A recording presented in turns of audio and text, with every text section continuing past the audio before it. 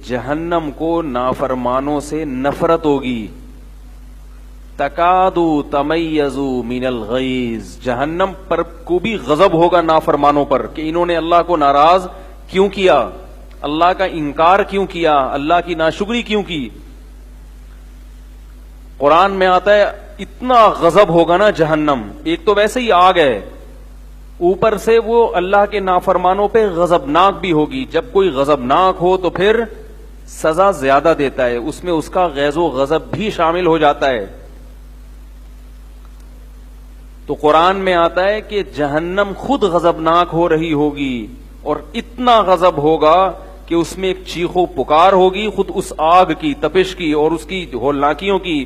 اور تکادو تمیزو من الغیظ، جب کسی شخص کو بہت غصہ آتا ہے تو ہمیں یہ ڈر ہوتا ہے کہ برین ہیمریج نہ ہو جائے، یہ پھٹ نہ جائے کہیں.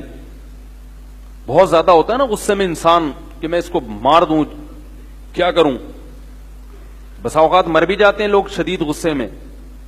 تو قرآن کہہ رہا ہے جہنم میں ایسا غضب ہوگا کہ قریب ہے کہ وہ غیظ و غضب سے پھٹ پڑے، اتنا غضب ہوگا.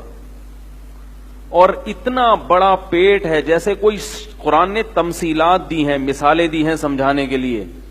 یہ جو ہم اپنے بیانات میں مثالیں دیتے ہیں نا، بہت زیادہ لوگ مجھ پہ طنز کرتے ہیں، یار قرآن و حدیث کی بات نہیں آ رہی، مثالیں وہی قرآن و حدیث کو سمجھانے ہی کے لیے مثالیں ہوتی ہیں. وہ جو قرآن اور حدیث ہی کے کوئی ایک حدیث ہوتی ہے، پھر اس کو سمجھانے کے لیے مثالیں ہوتی ہیں. یہ مثالیں قرآن نے بھی بیان کی ہیں، احادیث میں بھی بیان کی گئی ہیں. مثال سے بات سمجھانا آسان ہوتا ہے. قرآن میں کتنی مثالیں ہیں، کتنی مثالیں ہیں. ضرب اللہ مثلا، اللہ ایک مثال بیان کرتا ہے. جگہ جگہ اللہ نے یہ الفاظ استعمال کیے ہیں. اللہ ایک مثال بیان کرتا ہے، تمہیں سمجھ میں نہیں آتی ایک مثال. اور مثال کے لیے قرآن و حدیث سے ہونا ضروری نہیں ہے. جیسے اللہ باہر کی مثالیں دیتا ہے نا، بھئی قرآن کو سمجھانے کے لیے قرآن ہی سے مثال دیں گے تو وہ تو بات نہیں بنے گی نا. مثال وہ دی جاتی ہے جو مارکیٹ میں چل رہی ہوتی ہے، کیونکہ لوگ اپنے ماحول سے، اپنے معاشرے سے مانوس ہوتے ہیں. ان کو وہی مثال دو گے تو بات سمجھ میں آئے گی. ابھی جیسے میں نے عاشق معشوق کی مثال دی نا، کہ بھائی پہاڑ کے کنارے پہ دیکھ رہا ہے، بول رہا ہے بھائی تو کچھ بول لے، ٹھیک ہے، کیونکہ ہم دونوں کی نگاہیں ٹکرا رہی ہیں تو میں بھی وہی چیز سنوں گا جو محبوبہ سن رہی ہے. تو یہ عاشق معشوق کی مثالیں مارکیٹ میں اس وقت سب سے زیادہ مناسب ریٹ پر، بہت ہی سستے ریٹ پر دستیاب ہیں، اس لیے یہ بہت جلدی سمجھ میں آ جاتی ہے.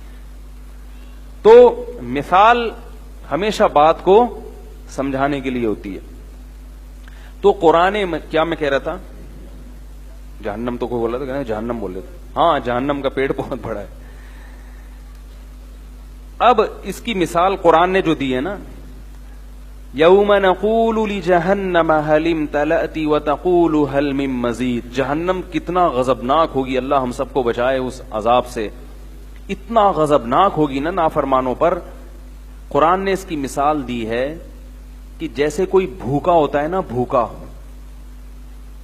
کوئی درندہ ہو، بھوکا بہت زیادہ بھوکا ہو تو اس کو جب کوئی شکار ملتا ہے تو وہ اس کی رعایت نہیں کرتا، کہتے اور کھاؤ اور کھاؤ اور کھاؤ.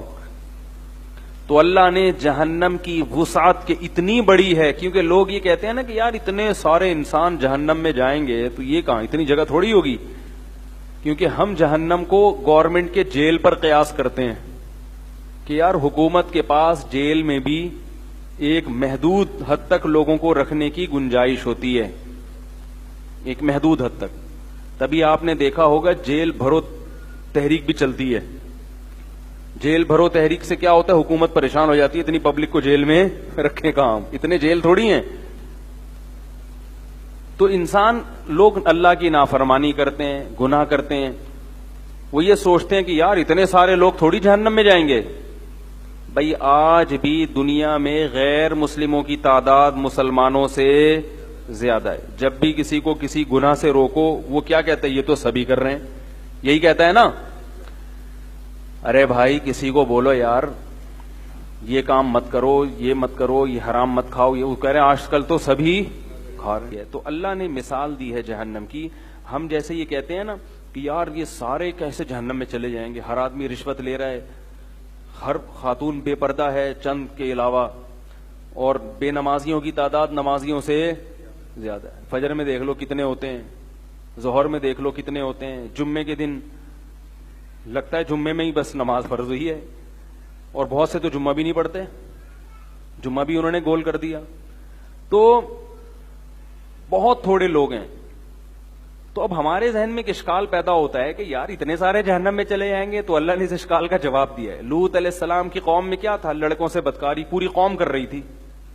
لوط علیہ السلام نے ان کو کہا بھئی عورتیں اللہ نے پیدا کی ہیں، تو وہ کیا کہنے لگے کہ تم تھوڑے سے نیک لوگ ہو نا، تم یہاں سے چلے جاؤ، تم تھوڑے سے نیک لوگ ہو، بجائے ہمیں سیدھا کرنے کے تم علاقہ چھوڑ کے نکل لو۔ پوری قوم نہیں ٹھیک ہو سکتی۔